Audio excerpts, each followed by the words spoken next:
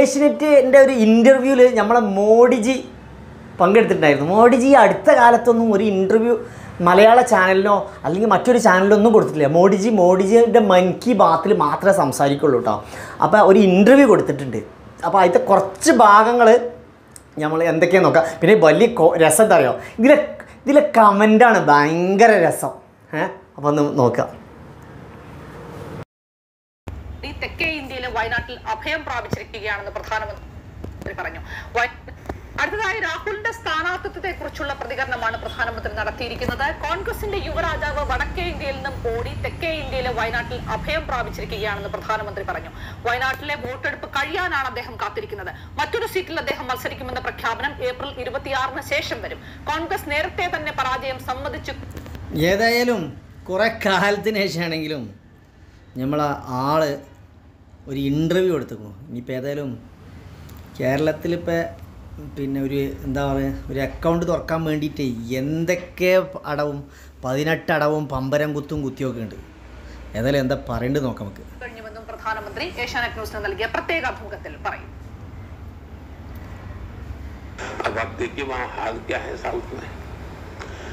कांग्रेस के युवराज उत्तर से भाग करके दक्षिण में आश्रय ली. ഇതിൽ വലിയ കോമഡി എന്താണെന്ന് വെച്ചാൽ ഇതിൻ്റെ കമൻറ്റ് നമ്മളിഞ്ഞ് വായിച്ച് നോക്കും. അവിടെയാണ് ഇതിൻ്റെ രസം കേട്ടോ. നമുക്ക് ആദ്യം ഒന്ന് എന്തൊക്കെ പറയേണ്ടതെന്ന് ജസ്റ്റ് നോക്കാം. ആദ്യം वायनाड में निकल गए. इस बार उनकी हालत ये है कि वो इंतजार कर रहे हैं कि जैसे ही 26 तारीख को वायनाड का पोलिंग हो जाएगा, वे किसी और सीट की घोषणा उनके लिए होगी. वो दूसरी सीट की तलाश में है. ये पक्का लिख के रखिए मेरे शब्द. അതായത് മോഡി ഒന്ന് കേരളത്തിൽ മത്സരിച്ച് നോക്കണം. രാഹുൽ ഗാന്ധി അവിടുന്ന് വന്നിട്ട് ഇവിടെ മത്സരിക്കുന്നുണ്ട്. രാഹുൽ ഗാന്ധിനെ സംബന്ധിച്ചിടത്തോളം അവരെ സത്യം പറയുകയാണെങ്കിൽ നമ്മളെ ഇന്ത്യ ഫാസിസത്തിൻ്റെ പിടിമുറുക്കിന്ന് തിരിച്ചിട്ട് വരിക എന്നുള്ളതാണ് കേട്ടോ. പാവണം. എന്ത് തന്നെ ആയാലും അതിനെതിരെയാണ് രാഹുൽ ഗാന്ധി ഇത്രയും കഷ്ടപ്പെടുന്നുണ്ട്. അതാണ് നമ്മൾ ആദ്യം മനസ്സിലാക്കേണ്ടത്. കാരണം എങ്ങനെയെങ്കിലും ഇന്ത്യ ഒരു ഹോപ്പ് ഉണ്ടെങ്കിൽ ഒറ്റയാൾ പോരാട്ടം വരെ ഒരുപാട് നേരം അദ്ദേഹം ഇടയ്ക്ക് നടത്തിയിട്ടുണ്ട്. पार्लियामेंट में कि उनके बड़े बड़े नेता अब लोकसभा लड़ने वाले नहीं है, वो राज्यसभा में जाएंगे. और मेरे कहने के 1 महीने के बाद उनके सबसे बड़े नेता को राज्यसभा से आना पड़ा, लोकसभा छोड़ देनी पड़ी. तो ये पराजय पहले से स्वीकार कर लिया है जी. കോൺഗ്രസ് തന്നെ പരാജയം സമ്മതിച്ചാണ് അതാണെന്ന്. ഏതായാലും മോഡിജി അല്ലല്ലോ അത് തീരുമാനിക്കാൻ. ജനാധിപത്യ വിശ്വാസികളൊന്നും ഒരിക്കലും ഒരു കോൺഗ്രസ് എന്നുള്ളതല്ല. അല്ലെങ്കിൽ ജനങ്ങൾ ഒരു ഇത്രയും വലിയ ഇന്ത്യയിൽ അതല്ലെങ്കിൽ നമ്മൾ ആരെ വിശ്വസിക്കും? അതല്ലേ നമ്മൾ ചിന്തിക്കുന്നത്. ഇത്രയും ഉത്തരവാദിത്തപ്പെട്ട ഒരു ഗവൺമെൻറ് ഇല്ലാത്ത സ്ഥിതിക്ക് മോഡി അല്ലെങ്കിൽ BJP അല്ലെങ്കിൽ മറ്റ് BJP ഭരിക്കുമ്പോൾ എങ്ങനെ നമുക്ക് എന്ത് സുരക്ഷിതത്വമാണ് ഈ ഇന്ത്യയിലുള്ളത്? ഷാജഹാൻ ഉണ്ട് കൂടുതൽ വിലയിരുത്തലുകളുമായി. ഷാജഹാൻ, ഭയന്നോടുകയായിരുന്നു രാഹുൽ ഗാന്ധി, സുരക്ഷിതമായൊരു മണ്ഡലം തേടുകയായിരുന്നു എന്നുള്ള ആരോപണം, വലിയ വിമർശനങ്ങളൊക്കെ കഴിഞ്ഞ തെരഞ്ഞെടുപ്പിലും സജീവമായി നമ്മൾ കേട്ടതാണ്. ഇപ്പോൾ പ്രധാനമന്ത്രി അത് ആവർത്തിച്ചു പറയുന്നു. ഒപ്പം 26 ശേഷം മറ്റൊരു മണ്ഡലത്തിലേക്ക് രാഹുൽ ഗാന്ധി പോകുമെന്ന പ്രഖ്യാപനം ഉണ്ടാകുമെന്ന് കൂടി പ്രധാനമന്ത്രി ഏഷ്യാനെറ്റ് ന്യൂസിന് നൽകിയ പ്രത്യേക അഭിമുഖത്തിൽ പറഞ്ഞു വെക്കുമ്പോൾ എങ്ങനെയാണ് മനസ്സിലാക്കേണ്ടത്? കാരണം എന്താ പറയുക, BJPക്ക് ഇങ്ങനെയൊന്നും പറയാൻ മാത്രമൊരു റൈറ്റ് ഇല്ല. കാരണം ജനങ്ങൾ ഇവരെ ഭരണത്തിൽ ഒരിക്കലും എന്തൊക്കെ പ്രശ്നങ്ങളാണ് നമ്മുടെ നാട്ടിലുണ്ടായിട്ടുള്ളത് ആലോചിച്ച് നോക്കി. ഇപ്പോൾ പറയുകയാണെങ്കിൽ ഇന്ത്യയിലെ പല ഭാഗങ്ങളിലും പല പ്രശ്നങ്ങളാണ് ഫേസ് ചെയ്തുകൊണ്ടിരിക്കുന്നത്. കാശ്മീരിൻ്റെ ആ ഒരു അവസ്ഥ അങ്ങനെ. അതേസമയം പിന്നെ നമ്മൾ ഈ യൂണിയൻ ടെറിട്ടറി ഭാഗങ്ങളിൽ വേറെ കുറേ പ്രശ്നങ്ങൾ. എവിടെയാണ് ഇന്ത്യയിൽ സമാധാനം ഉള്ളത്? എന്നിട്ട് ഇതല്ല പറയേണ്ടത് ഒരു പ്രധാനമന്ത്രി. ശരിക്കും രാഹുലിന്റെ സാധ്യതകളെ തന്നെ ബാധിക്കുന്ന രീതിയിൽ ഇതൊരു വലിയ ചർച്ചാ വിഷയമായി ഉയർത്താനുള്ള ശ്രമം നേരത്തെ ഇടതുപക്ഷം നടത്തിയിരുന്നു. ഇപ്പോൾ BJPയും അതുതന്നെയാണ് നടത്തുന്നത്. കാരണം വയനാട്ടിൽ മത്സരിക്കുന്ന രാഹുലിന് വലിയ രീതിയിലുള്ള ജനപ്രീതി ഇവിടെയുണ്ട്. പക്ഷേ മറ്റൊരു മണ്ഡലത്തിൽ രാഹുൽ മത്സരിക്കുമെന്ന നില വന്നു കഴിഞ്ഞാൽ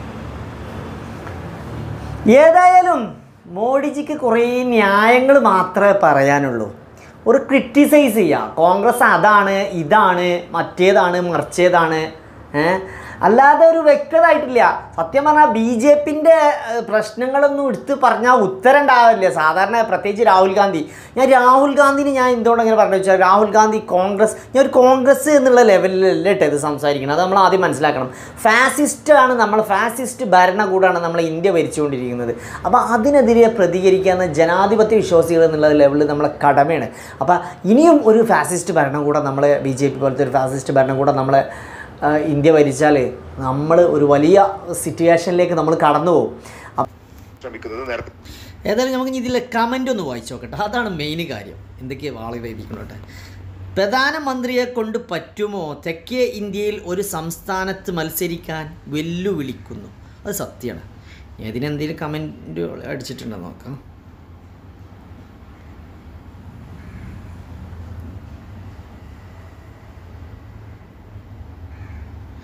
ഇവർ ന്യായീകരിക്കുകയേ ഉള്ളൂ, വെല്ലുവിളി ഏറ്റെടുക്കില്ല. കേരളത്തിൽ ഒരു സീറ്റെങ്കിലും നേടാൻ നെട്ടോട്ടം ഓടുകയാണിപ്പോൾ. കമൻറ്റ് വായിക്കുമ്പോൾ തന്നെ നമുക്ക് ഇതിന് ആളുകൾ കാരണം അത്രയും പ്രതികരിക്കുന്നുണ്ട്. രാഹുലിൻ്റെ ചോദ്യത്തിൽ നിന്നും ഓടി ഒളിക്കുന്ന നട്ടെല്ലില്ലാത്ത ഭീരുവാണ് ഇത് പറയുന്നത് എന്നതിനാൽ കോൺഗ്രസ്സുകാർ ആശ്വസിക്കാം. അടുത്ത് നോക്കാം, അടുത്ത കമൻറ്റ് നോക്കാം. അതിന് BJPക്ക് എന്താ കാര്യം? 10 കൊല്ലം ട്രെയിലർ ഭരണം നടത്തി BJP. ഇനി എന്ത് ഭരണം? ഇയാൾ എവിടെ നിന്നാണ് മത്സരിക്കുന്നത്? കോൺഗ്രസിൻ്റെ കാര്യം കോൺഗ്രസ് നോക്കും. ഞാൻ അടുത്ത ആളെന്തായിരിക്കണം നോക്കട്ടെ. നമ്മുടെ ഭൂമി 4500 ഹെക്ടർ ഭൂമി ചൈന കൊണ്ടുപോയി മോഡിജി. അടുത്ത് നോക്കാം. രാഹുൽ ഗാന്ധിയെ വിമർശിക്കാൻ മാത്രം വളർന്നോ ഇയാൾ? ആളുകൾക്ക് സത്യം പറഞ്ഞാൽ ഭയങ്കരമായിട്ടുണ്ട് കേട്ടോ. കേരളത്തിൽ വന്നിട്ട് കേരളത്തിൽ VS അച്യുതാനന്ദൻ, ഇന്ത്യ നരേന്ദ്രമോദി, എന്താ പറയുക, ചക്രവർത്തി വടക്കേ തോൽവി ഉറപ്പിച്ച് തെക്കോട്ട് പിടിച്ചു. മോഡിയുടെ ഉൾഭയം ശരിക്കും കണ്ടു. യുവരാജാവ് 50 വയസ്സ് കഴിഞ്ഞ കിളവൻ പപ്പുമോൻ. അതായത് ചിലവൾ രാഹുൽ ഗാന്ധിനെ വിമർശിച്ചും പറയുന്നുണ്ട്. നമ്മൾ പ്രത്യേകമായിട്ട് പറയല്ല, പക്ഷേ നമ്മൾ മനസ്സിലാക്കേണ്ട കാര്യം അതാണ്. അതെന്താ ഈ പറഞ്ഞ സ്ഥലം ഇന്ത്യയിൽ അല്ലേ? ഭയമില്ലാത്ത ആളാണെങ്കിൽ കേരളത്തിൽ തമിഴ്നാട് മത്സരിക്കാൻ കഴിയില്ലേ വിശ്വഗുരുവിന്? മോഡിനോടാണ് ചോദിക്കുന്നത് ആളുകൾ. തമിഴ്നാട്ടിൽ ചായക്കാരൻ വെച്ച് കാച്ചിയത് മൈ ഫേവറേറ്റ് ഭക്ഷണം. ഈ ഉപ്പുമാവ് കേരളത്തിൻ്റെ ദേശീയ ഭക്ഷണമായ പൊറോട്ടയും ബീഫും ജിക്ക് ഞഞ്ഞം ആവോ? ഒരാൾ ചോദിച്ചതാണ്. എന്താണ് മലയാളം ജിയോ പൊളിറ്റിക്സ്. പിന്നെ അടുത്തത് ആളുകൾ ജയ് വിളിക്കുന്നുണ്ട്. ഗുജറാത്തിൽ എന്തിനാണ് വാരണാസിയിൽ മത്സരിക്കുന്നത്? അതുപോലെ മാത്രം കണ്ടാൽ മതി. എന്തിനാണ് വാരണാസി മത്സരി പൂച്ചി പോട്ടെ. അടുത്തത് ലോക ഫാൻസി ഡ്രസ്സിന് എന്തുകൊണ്ട് കേരളത്തിൽ മത്സരിക്കാൻ ധൈര്യം ഇല്ല? മലയാളി പഠിപ്പിക്കും ലോക ഫാൻസിയായ വാട്ട് ഈസ് ദ ഡെമോക്രസി എന്ന്. അഭിമുഖത്തിൽ രാജ്യത്തിന് പറ്റിയ എന്തെങ്കിലും ചോദിച്ചാൽ മതിയായിരുന്നു, ഓടുന്ന വഴി കാണില്ല. സത്യമാണ്, തീർച്ചയായിട്ടും വളരെ കറക്റ്റാണ്. ഇത്തരത്തിലുള്ള ചോദ്യങ്ങളൊക്കെ ചോദിച്ചു കഴിഞ്ഞാൽ മോഡിജിക്ക് തരുണ്ടാവില്ല എന്നാണ് പറയുന്നത്. പരിഹാസം ആവശ്യം ഉണ്ടോ? ഗുജറാത്തുകാരനായ ഇയാൾ എന്തുകൊണ്ട് വാരണാസിയിൽ മത്സരിക്കുന്നു? ധൈര്യം ഉണ്ടെങ്കിൽ കേരളത്തിൽ ഏതെങ്കിലും ഒരു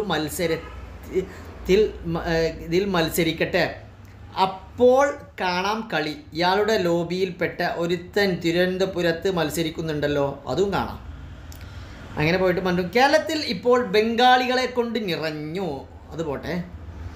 8000 കോടി ഏത് ലോക്കറിൽ ആണ് വെച്ചേക്കുന്നത് എന്നൂടെ ചോദിക്ക്. ഏതായാലും കുറച്ചുകൂടെ ബാക്കി കണ്ടോക്കാം.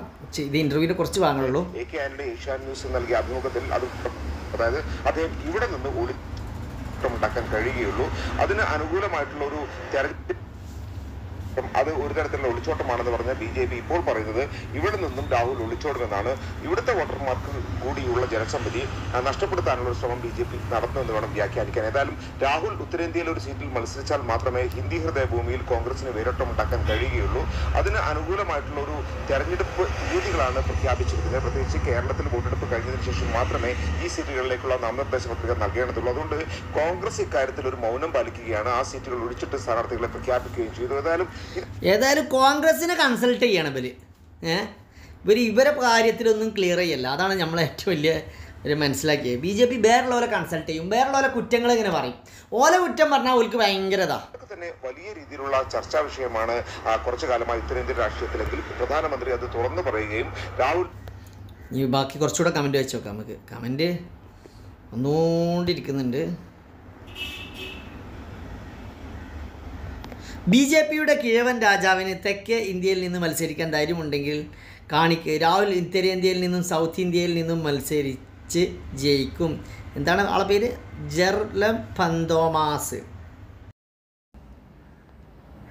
ഇവിടെ നിന്ന് കിട്ടുന്ന വോട്ടുകളിൽ ഒരു ഭാഗമെങ്കിലും നഷ്ടപ്പെടാനിടയാക്കുന്ന ഒരു സാഹചര്യം ഉണ്ടാക്കുകയും ചെയ്തിരിക്കുന്നതാണ് പ്രധാനപ്പെട്ട കാര്യം. ഏതായാലും പ്രധാനമന്ത്രി രാഹുലിനെ വലിയ രീതിയിൽ കടന്നാക്രമിക്കുന്നത് നമ്മൾ കാണാമായിരുന്നു. ഇപ്പോൾ പരിഹാസത്തോടുകൂടി കോൺഗ്രസിന്റെ യുവരാജാവ് എന്നടക്കം പറഞ്ഞുകൊണ്ട് രാഹുൽ കൃത്യമായിട്ടും ഒളിച്ചോടി രാഷ്ട്രീയത്തിൽ നിലനിൽക്കാൻ ശ്രമിക്കുന്ന ഒരാളാണ് എന്ന തരത്തിലുള്ള ഒരു പരാമർശമാണ് പ്രധാനമന്ത്രി ഇവിടെ നടത്തിയിരിക്കുന്നത്.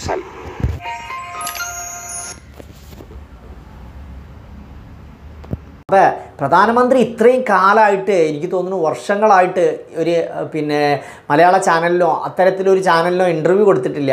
അങ്ങനത്തെ ഇൻ്റർവ്യൂ കൊടുക്കാത്ത മൂപ്പരാണ് ഇമാതിരി ചോദ്യങ്ങൾ ചോദിക്കുന്നത്. ഇന്ത്യക്ക് വേണ്ട എന്തെങ്കിലും കാര്യത്തെക്കുറിച്ച് ചോദിക്കുകയാണെങ്കിൽ ഓക്കെ, ഉത്തരം പറയുകയാണെങ്കിൽ ഓക്കെ.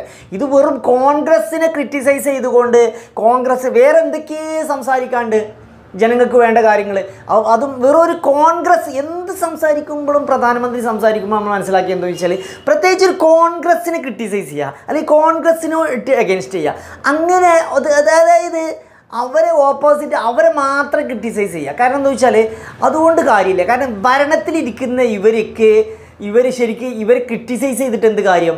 കാരണം അവരെ ക്വാളിറ്റിയിൽ എന്തെങ്കിലും ഉണ്ടെങ്കിൽ ജനങ്ങൾ ആരെങ്കിലും നല്ല ഇതായിട്ടുണ്ടാകും. മണിപ്പൂരിലൊക്കെ എന്താണ് നടക്കുന്നത്, കാശ്മീരിൻ്റെ അവസ്ഥ നമ്മൾ ആലോചിച്ച് നോക്കി, ഡൽഹിയിലെ അവസ്ഥ, ഒരുപാട് സാഹചര്യങ്ങൾ ജനങ്ങൾക്ക് സ്വസ്ഥമായിട്ട് ജീവിക്കാനുള്ളൊരു അവസ്ഥയുണ്ട് അവിടെ.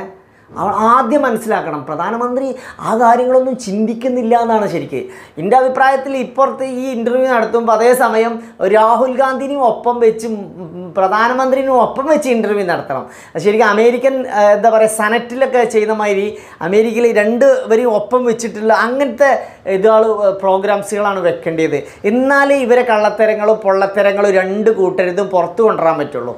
അപ്പോൾ അങ്ങനെ ആകുമ്പോഴേ നമ്മൾ ഇന്ത്യയിൽ ശരിക്കും പറയുകയാണെങ്കിൽ ഇലക്ഷനൊക്കെ അങ്ങനെ വേണം കേട്ടോ. രണ്ട് കൂട്ടർ ഒരേ സമയം വെച്ചിട്ട് മീഡിയ ചോദ്യം ചോദിക്കണം. ആ മീഡിയ ചോദിക്കുന്നത് മീഡിയ ഒരിക്കലും ഒരു പ്രത്യേക പക്ഷപാതം ഉണ്ടാവാനും പാടില്ല. അപ്പോൾ അതിനവർ ചോദിക്കുമ്പോൾ മീഡിയ എന്താ മറുപടി പറയാമെന്ന് കാണണം. അവിടെയാണ് നമ്മളത്. കാരണം എന്താ പറയുക, ഇനി ഇലക്ഷൻ ഇനിയിപ്പോൾ അടുത്ത ദിവസങ്ങളാണ് ഇലക്ഷന്. അപ്പോഴേ നമ്മൾ ഇതൊക്കെ ഒരു എന്താ പറയുക ഈ ഒരു അവസ്ഥയിൽ ആയിക്കഴിഞ്ഞാൽ എന്ത് തന്നെ ആവുമെന്ന് പറയാൻ പറ്റില്ല. എന്ത് തന്നെ ആയാലും ആര് ഭരിച്ചാലും ജനങ്ങളെ കഷ്ടപ്പെടരുത്. ജനങ്ങൾക്ക് നല്ലൊരു അവസ്ഥ സാഹചര്യങ്ങൾ കാരണം കോടതി പോലും ഒരു ഇതിൻ്റെ അണ്ടറിലാവുക എന്ന് പറയുമ്പോൾ എന്താണ് ഇന്ത്യയിൽ ശരിക്കും കോടതിൻ്റെതായ ഒരു സ്റ്റെബിലിറ്റി നിലനിർത്താൻ കഴിയണം. അതിന് വരെ നമ്മൾ എന്താ പറയുക ഇതുപോലെ BJP ഇതിന് തടങ്കോലിടുക എന്ന് പറയുമ്പോൾ എന്താണ് പറയുക, അത്രയും പ്രയാസകരമാണ് നമ്മൾ ഇന്ത്യയിൽ ഇപ്പോഴത്തെ അവസ്ഥ. ഏതായാലും ഇതൊക്കെ ഒന്ന് മാറി നല്ല ഒരു ഇതിലാവണം എന്ന് ഒരുപാട് ആഗ്രഹമുണ്ട് എല്ലാ ജനാധിപത്യ വിശ്വാസികൾക്കും. ഒരു നല്ല കാലം നേരുന്നു.